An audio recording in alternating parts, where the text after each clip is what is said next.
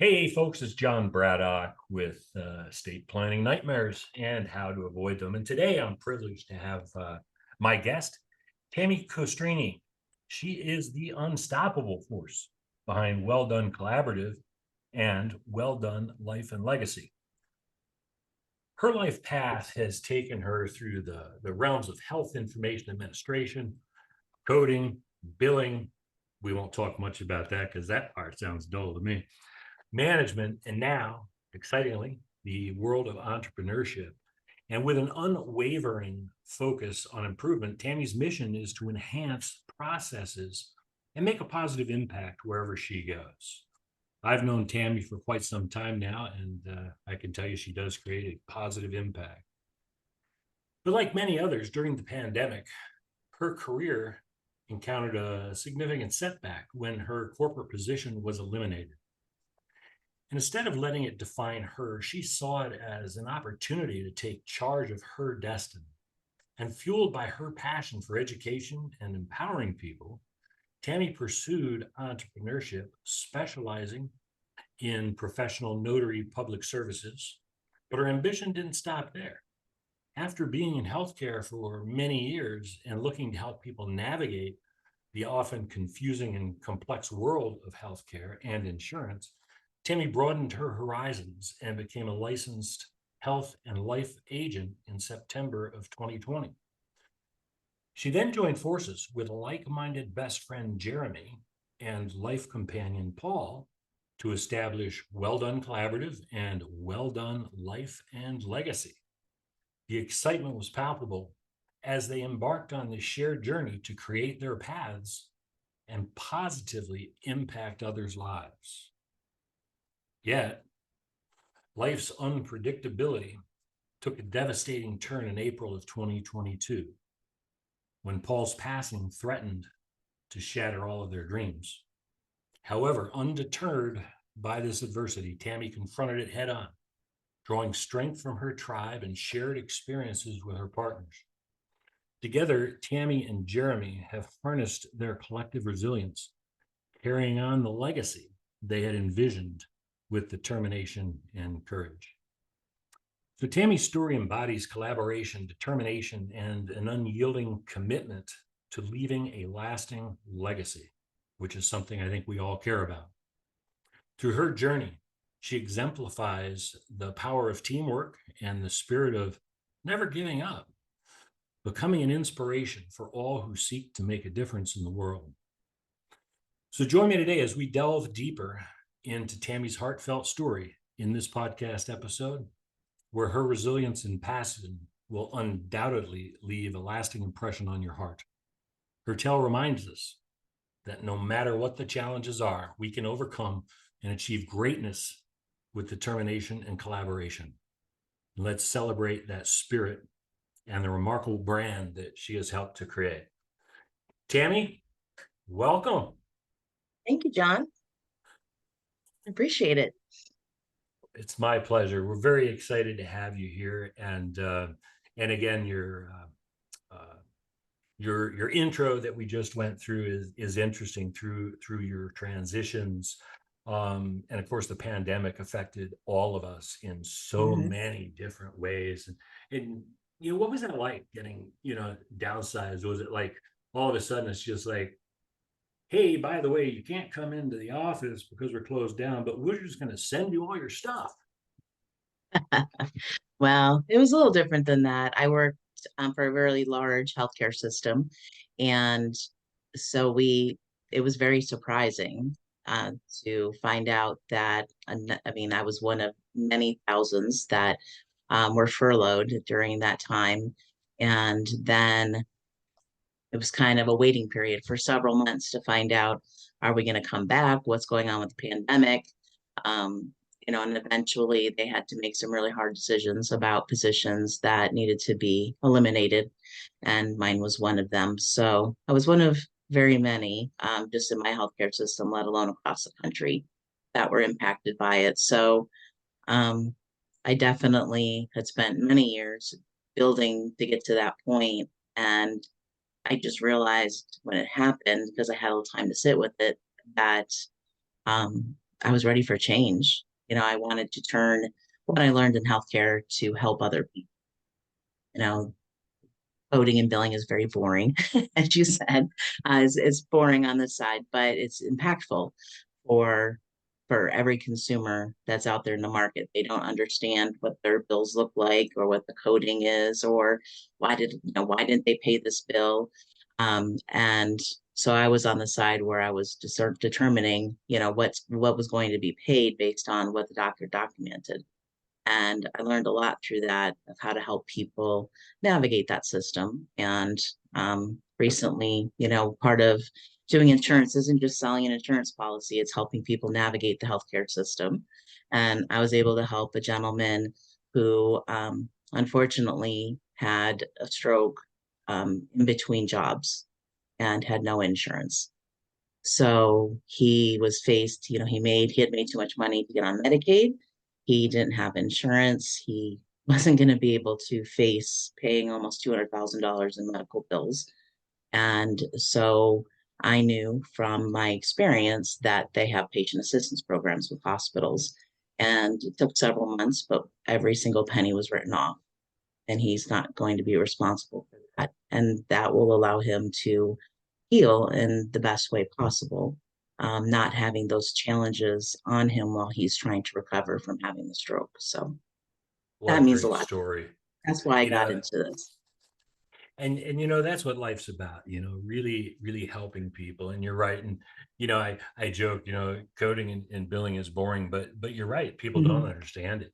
Um, and when even us as an average consumer, and those who know me, I spent 30 plus years in the insurance industry, Mhm. and looking at your explanation of benefits or your EOB, and looking at coding and what they charge for certain things is, it's mind blowing for people to get their head around it and see some of those numbers. So really Absolutely. helping.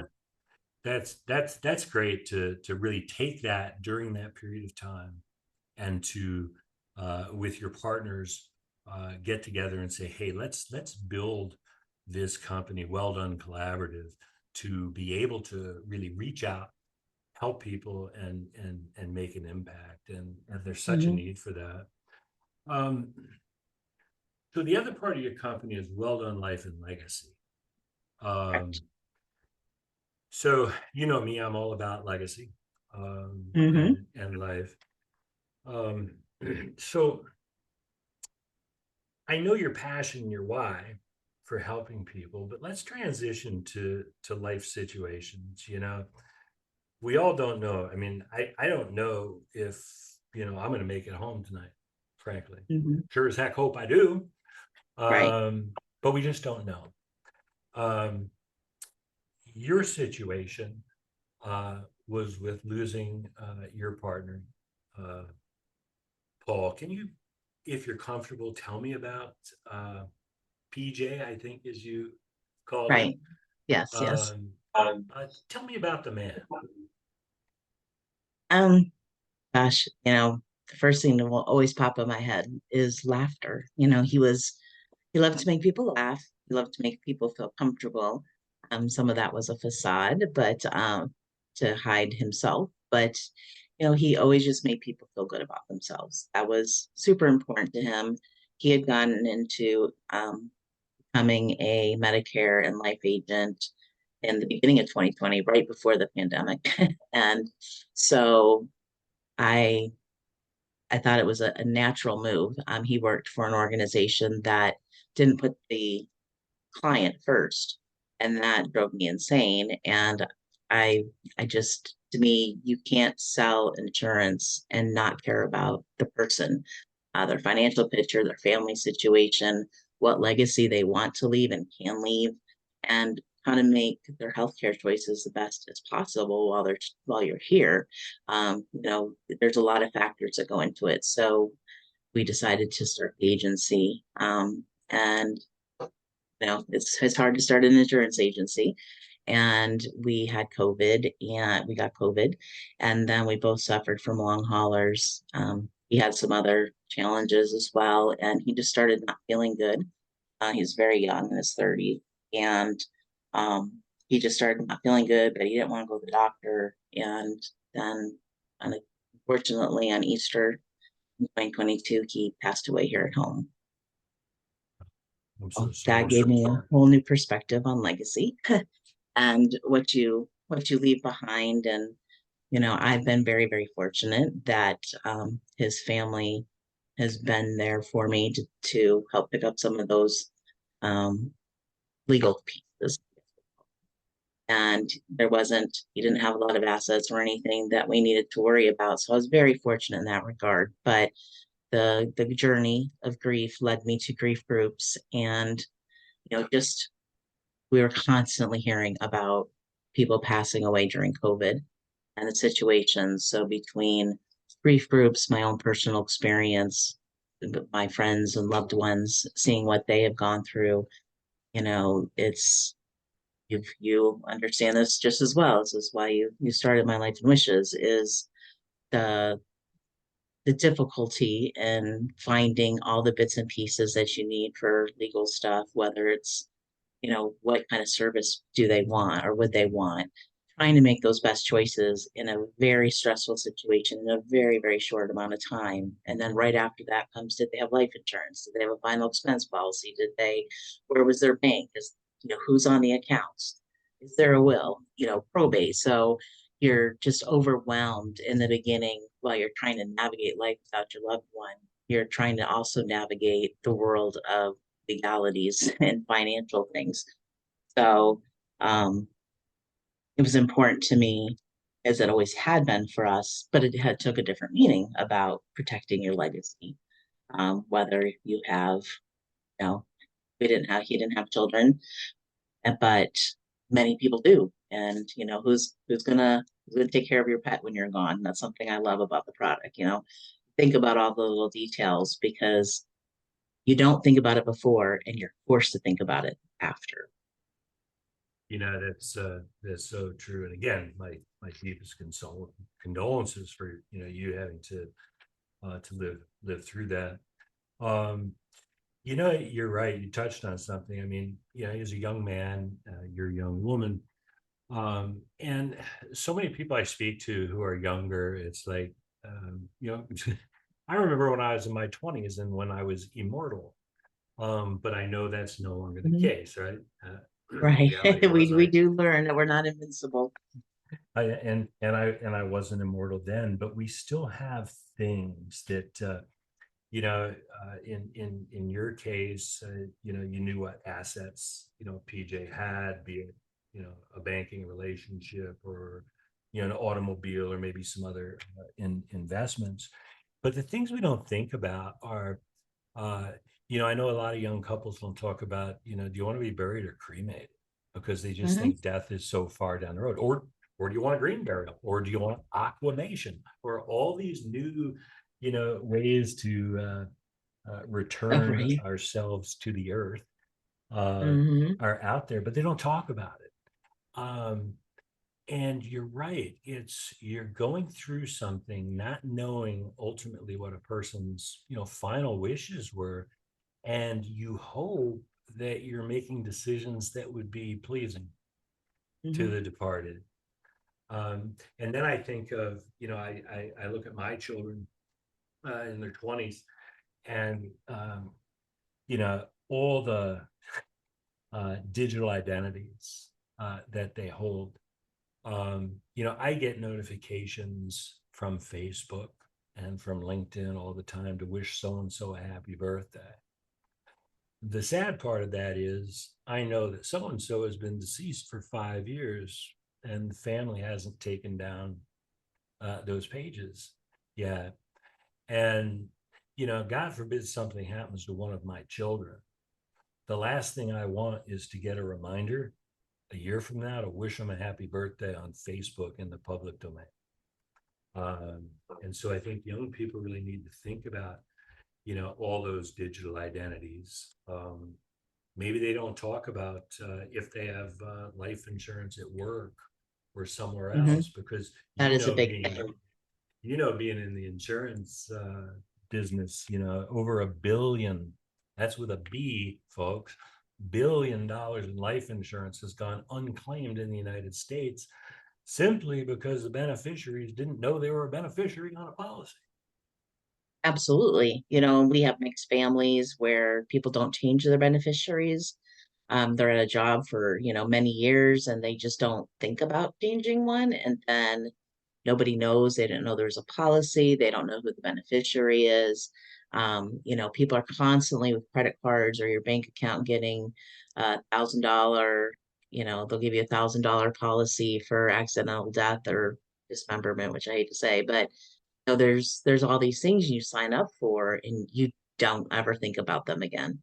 And so a little bit can add up, like we're saying, just services, depending on what type of service you want, can be very, very expensive and they want their money right now. So, it's a benefit of final expense. Like, you know, there's that, or heaven forbid something happened and you ended up disabled. A lot of people don't think about that regard about protecting that income, not only in very worst case scenario, but in a situation where you can't work anymore. And it's your families may have to take time off work to take care of you. You're not having an income, and then maybe your wife or your mom or somebody's got to take that time off to help with your care. So, it's not just the worst end of life scenario, it's really protecting your legacy from now till then and beyond. Oh, absolutely. I mean, life insurance is important and it's critical. And, I can make a case for anyone on the planet needs it, whether you're just starting out in life or you're Bill Gates. You just need it for Hmm. different purposes. Disability insurance is so critical. I mean, that's the only thing that's there to, ensure your income, ensure your ability to eat and pay the mortgage. And statistically, 1 out of 4 of us will be disabled at some point in Hmm. our lifetime. And Um, it's financially and emotionally, um, devastating. oh, absolutely. Unfortunately, some of those lead to situations where someone doesn't see an end in sight and makes life choices based on that. Oh, So yeah, there's insurance is there for many, many, many, many reasons. But it's also just super important to realize anything can happen at any time. People have work accidents, there's car accidents. We had COVID, people were not expecting that. And you just don't know when the last time is you're going to be able to put your affairs in order. So I was recently just telling Jeremy about that. Like, people have to look at it not just as a legacy, keeping your papers in order, a vault. It's everyday security where things are because anything can happen. And it doesn't need to be the worst case scenario, but people still need to know what your wishes are, what where your stuff is, if you're not able to tell them yourself. oh, absolutely. I say this often to people. It's like when someone dies, there are normal and then there's not normal emotions. And the Mhm. normal emotions are sadness and grief. We don't want to change those. Those are part of the healing process. Those are normal. The emotions that are not normal are added anxiety, stress, confusion, frustration, um, ex- added expense, uh, time, and anger in many cases.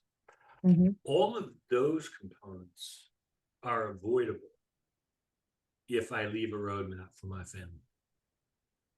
So let me Absolutely. ask you this: with PJ being a younger man, you guys being together, and arguably, prior to his passing, you probably thought, yeah, I know everything about him. And then Mhm. afterwards, you find out, I guess there were some things I should have known. How long did the process take for you in order to, geez, we got to take down his Amazon Prime account or his Zoom or his Facebook and, track down the insurance policy and all that? Was the process, you know, fairly lengthy? Oh, yeah, I would say some of it was not. We shared a lot of information data wise, so I was able to get in there and do take care of some stuff. There's undoubtedly things I did not know about and not necessarily have done anything with because I can't get in to some of them. A lot of stuff I was able to get into.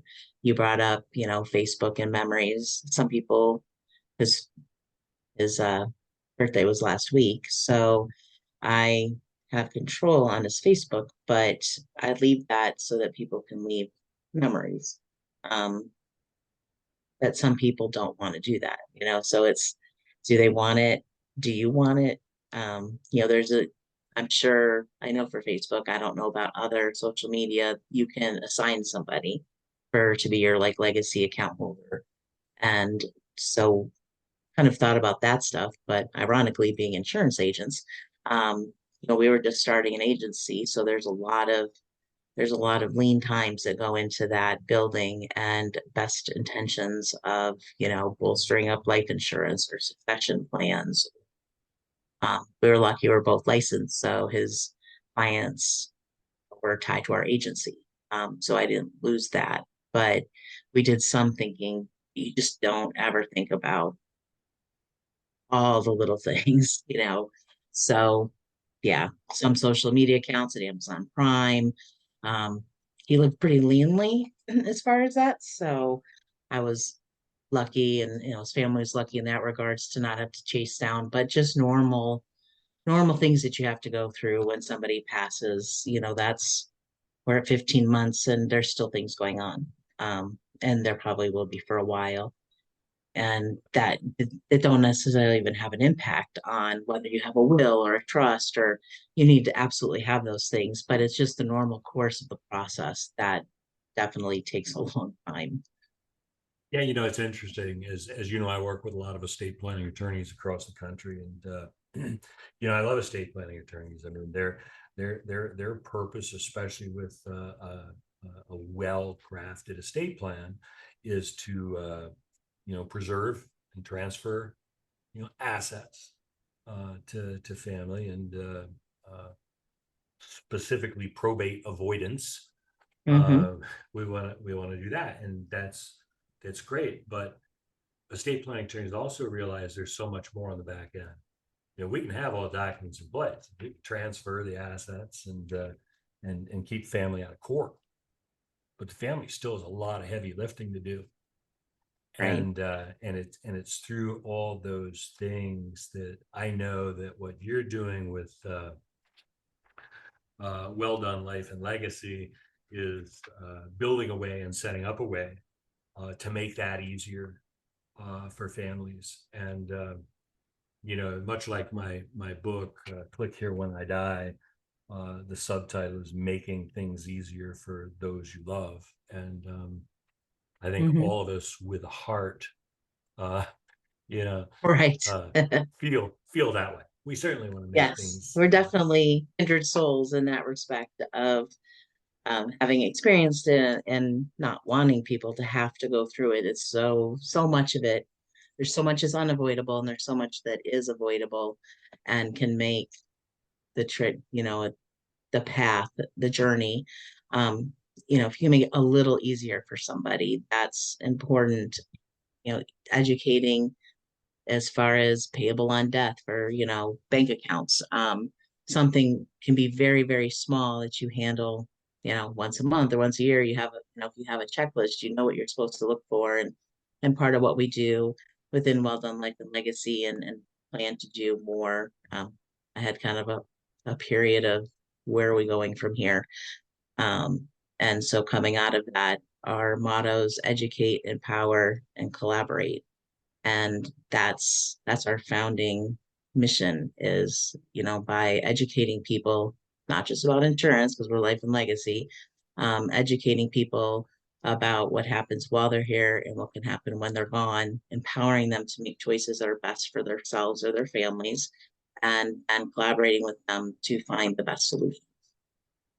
That's amazing. And there's such a need for that, because what I've found is people don't know the problem exists until the problem exists, right? And Mm-hmm. so most people haven't lost a loved one or a close person, but eventually they will. And I think uh, it's important that organizations like yours, organizations like mine, help to educate people on the front end, that these things, likely are going to occur. I mean, death for Absolutely. sure, death for sure, that's going to happen. Mm-hmm. But the aftermath of that includes all this following stuff, and I think people don't really realize it. And so I think helping people understand that it's there, and guide them, is a valuable thing, and it's a service whose time I think has now come, because it's not that long ago that, I mean, people didn't want to talk about death, man. We're just not talking No, about it, right? So very taboo for a long time. Like it's kind of like, fine, I've got life insurance through my employer. That's enough. And, they wanted to shut down on it, or not understanding on the insurance side, you have final expense policies that you can get that help just that amount that can help with the services, and whatever is decided that's going to happen, is kind of enough for that. And then life insurance can take care of, you know, mortgages and income replacement, because we live in unfortunately, the country we live in thinks 3 days is enough for bereavement, and it's not. That's something else that is a misconception. It takes a long time for people to get back into the swing of things. And if you've lost a spouse or a partner, and you have, particularly if you have children, that your whole world has changed in a very short amount of time. And for most people, 3 days isn't even enough to have the services and start to sit down and think what just happened. You're still in shock. you're So still in shock. there's there's so Absolutely. many there's so many gamuts to it that I think people are more open to now. I see every day there's, estate planners are out there. Social media has helped them so much get the word out, about what they do, what the purpose is. There are, end of life doulas out there that help people with those transition points, end of life planners that aren't estate planners but help with some of the other stuff. So I think the needle's moving so that it's not such a people understand it's not so cut and dry. It's not just you have insurance, and then they pay you and then you're done. It's a process, and the more you can do now will save your loved ones a lot of additional pain later. Oh, totally. It's interesting. So I look back, to like my grandfather's time and even my parents' time, who are still alive.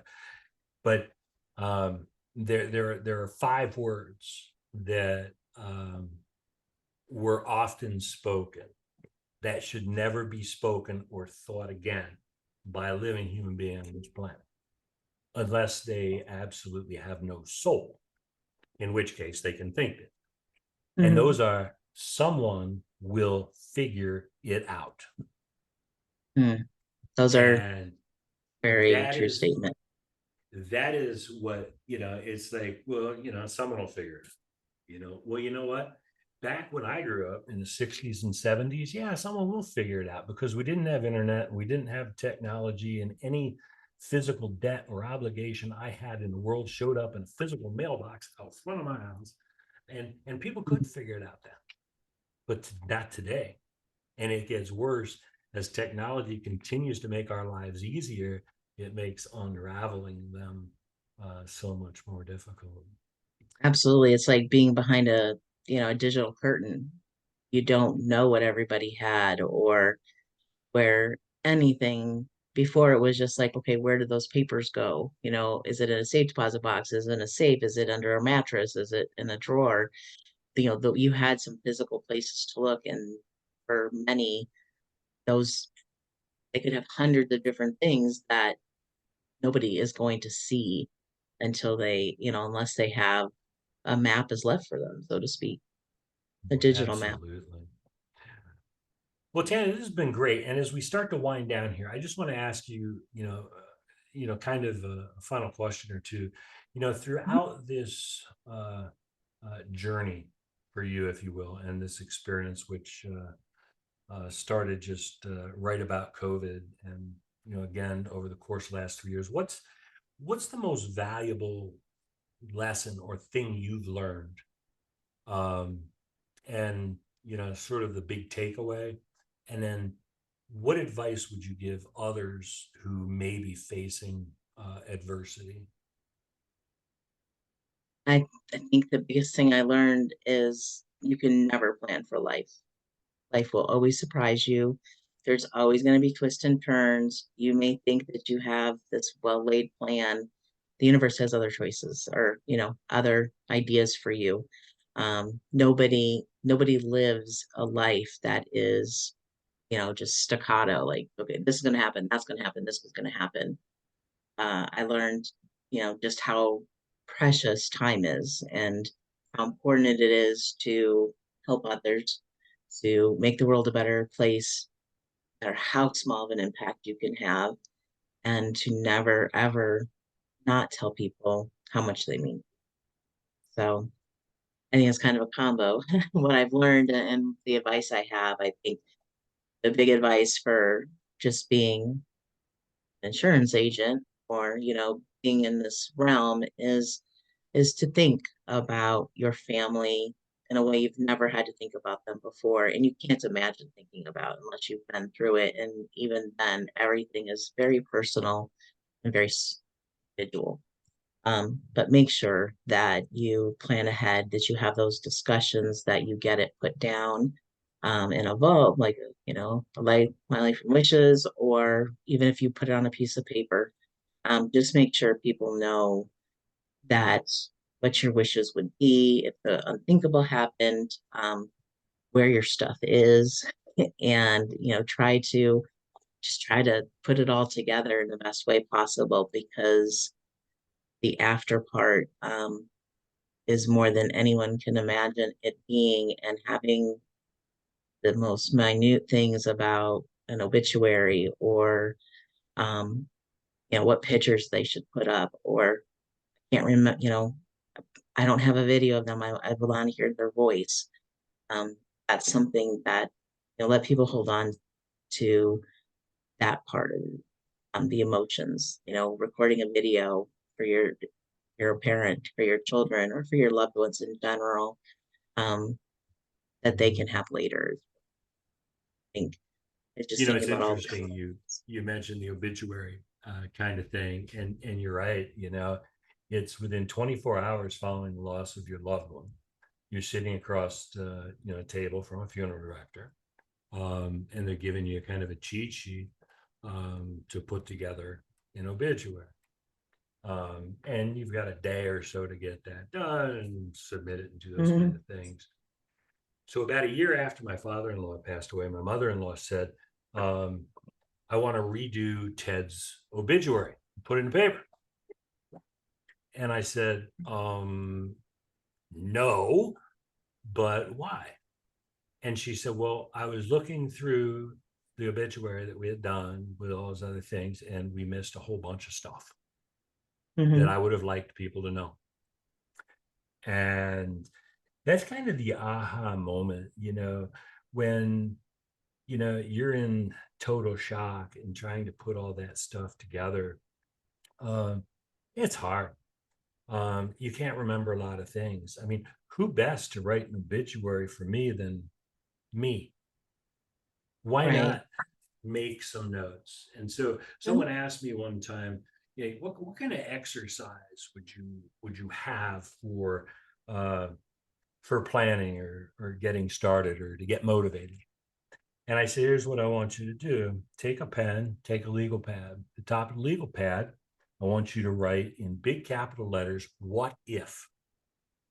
And beneath that, put, I was not here tomorrow. And then just start writing. Mhm. What are They what do it are the for things? celebrities. There's like journalists that for years their job was to write obituaries for celebrities and keep them updated. And we don't do that for ourselves. We don't think about, I mean, I know me and my friends have talked about it before. We've been to somebody's service and been like, oh, this or that. Like they could have added this, or oh, there was a special about that. Um, you talk about it, but like you said, putting that piece of paper down and writing it, and it doesn't. Some people think about it just being so official, but nowadays it's online, and people, there's memory books, and you're allowed to write a little bit more. And at that moment, that your brain just goes blank. I know PJ's mom, she had difficulty with that too, and read somebody else's and was like, oh, I should have done this, and I wish I had done that. And it's hard because she did the best that she could. That's all people can do, is the best that they can in that moment. So if we can give them some pointers of things we'd like to be remembered by, then, because we're not all going to be in the paper or, make some big splash in the world, that someone can take dictate to somebody for. So I think the more we can help our loved ones, the better. Hey, this has been awesome, Tammy. I'm truly Yes, grateful thank for your you. time. I love your story. I love what you're doing. I mean, Thank I you. can think of nothing better than working with a professional advisor who has the compassion and that component, because it Thank you. makes a difference, I think. So in that vein, Mhm. how can people get a hold of you?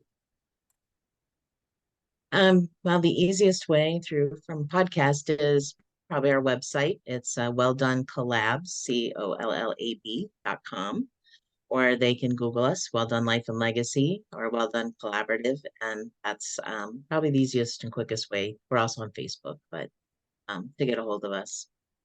Awesome. And I will also post in the show notes link to your website, your Facebook page, um, and anyone that wants to learn more, they're questioning their need for additional insurance coverages, disability planning. I encourage you to contact Tammy, um, because she's the best.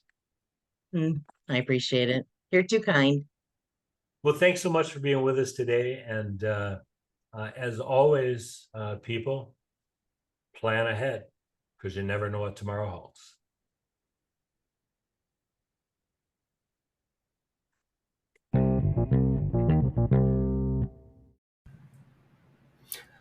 Thank you for listening. You can subscribe, listen, and download all the Estate Planning Nightmares episodes on Spotify, Apple Podcasts, and Google Podcasts. We'd be grateful if you would save our show to your favorites and share them with others. Remember, life is messy, but death is messier. You can learn more about My Life and Wishes Legacy Vault at www.mylifeandwishes.com. Plan ahead and make it a great day.